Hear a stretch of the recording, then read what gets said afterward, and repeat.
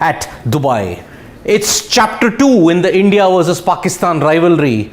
Compared to the first match, the intensity is still there. There is lot of build-up, lot of anticipation. But the war of words between India and Pakistan has intensified heading into the second round. Remember, Pakistan managed to give India a tough fight and they won by 5 wickets in the opening game, India, thanks to Ravindra Jadeja and Hardik Pandya. Heading into this second clash, there are some injury concerns. Ravindra Jadeja is out and it will be interesting to see who comes in. And even Avesh Khan is under a cloud.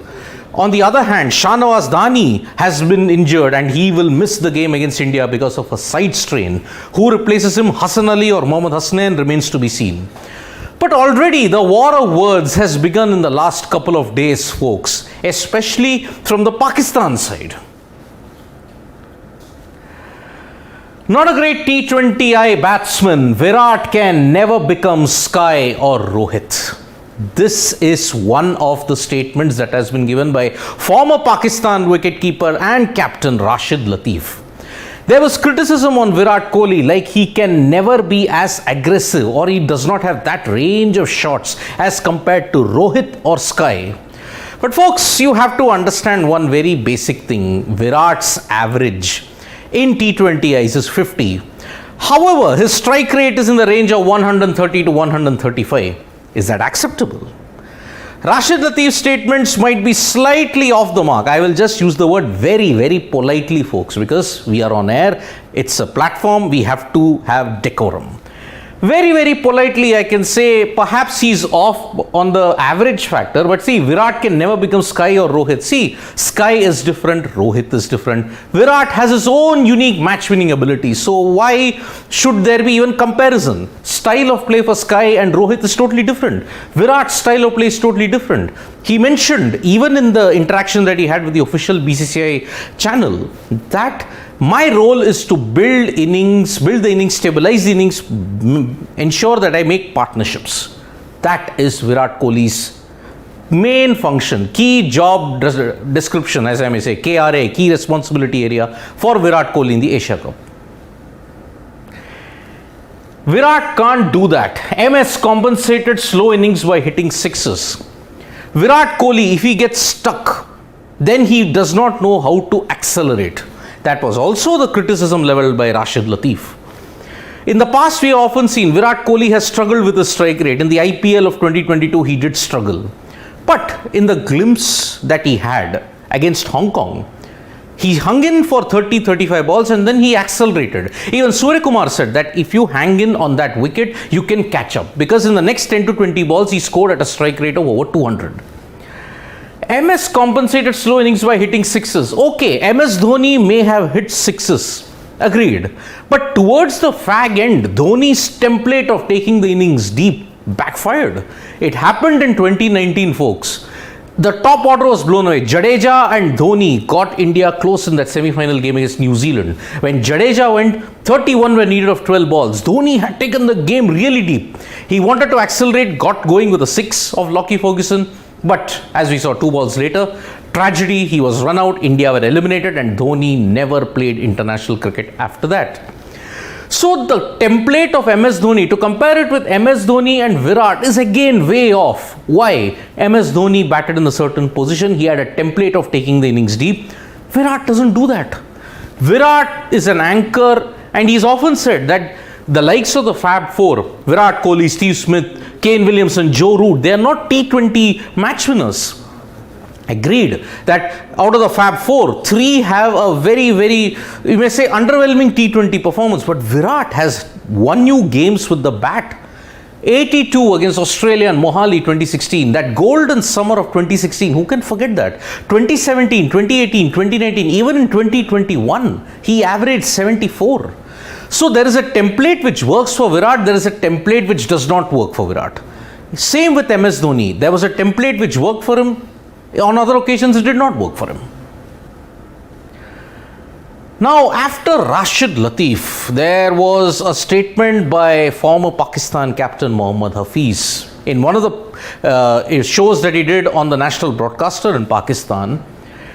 He had some very, very you may say not nice things to say about Rohit Sharma. He said, Rohit looks confused and nervous. Can't see the old Rohit. Agreed. 15 T20Is. He's not hit a 50. He scored only 150 in the last 15 T20I innings. But the intent has been there. And yes, he did look deflated in that Hong Kong match because his bowling had taken only 5 wickets. But that is a one-off. Rohit Sharma does not have a winning percentage of 83 in T20Is just because he looked nervous and confused. Those are not stats of a confused captain, folks. 83 average. Which captain has that in T20Is? I would totally disagree with the professor here. I will just say to Mohammad Hafiz that, look, maybe you're looking at the body language after one game, but look at his body language in 36 previous games after that. It has been an air of chillness and an air of calmness, confidence. Rohit does not show his emotions that much, folks. He's slightly laid back. That's what you want, isn't it? Captaincy is creating pressure on Rohit. Rohit looks weak. Okay. Point taken, professor. But at the same time, you have to understand, if it is creating pressure, then results should not go your way, right? India's T20I performance under Rohit, you have to understand, they have lost only one T20I series under Rohit's captaincy, ever since he assumed it. Okay, so what if he's undergoing a lean patch right now? As I had said, 15 T20Is, only 150. But the results are going India's way. Is Aaron Finch performing for Australia? No, but the team is still winning. It all depends on two things, folks. Captaincy when it comes to batting. If you're a bowling captain, captaincy when it comes to bowling. If the team is performing, then I think your batting or bowling can take a slight backseat. But if the team is not winning, then yes, this criticism is very valid. Maybe Rohit Sharma can't handle the strains of captaincy, but 83% winning percentage in T20Is. Simply phenomenal. 6 losses ever since Rohit Sharma took over as captain in 2017. Is that pressure? I really don't think so. Well, Mohammad Rizwan, after the win against Hong Kong, had a he's trying to build the pressure down and saying, let us not hype the India-Pakistan game that much. Asia Cup 2022 is like a 3-match series against India. Okay, so 1-0 India is leading. In T20Is, in the Asia Cup format that you've played, you've lost both. If you lose the game on Sunday, then India have taken an unassailable lead. The only twist here is the third match potentially could be the final. So for Pakistan, they are doing their best to ensure that they are not getting overwhelmed by India. That is the one good thing that I may add in Mohammad Rizwan's kitty. But it is telling, the pressure is telling on Pakistan. Haris Rauf, when there was a press conference held today, Pakistan and India both held a press conference. Rahul Dravid gave the press conference for India and Haris Rauf gave for Pakistan. Got a plan against Sky and Hardik. Okay, what is that plan? Simple, folks. They will try to exploit the weakness of Surya and ensure dot balls are bowled a lot more. Why? That can build pressure.